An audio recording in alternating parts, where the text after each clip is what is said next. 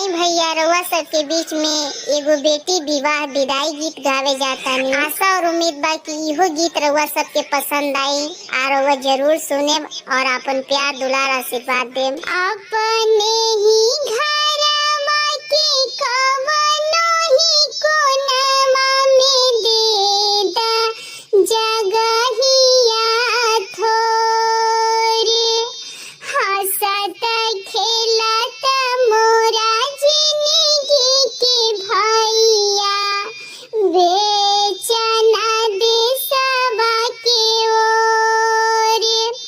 हंसत खेलत मोरा जिंदगी के भैया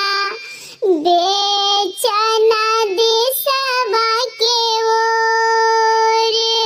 ऐसन बात कहे बोला लो ये बहिनी फटेला करे जवा मोर कोठा से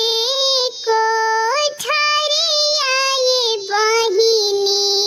लिखी दीती ना मामा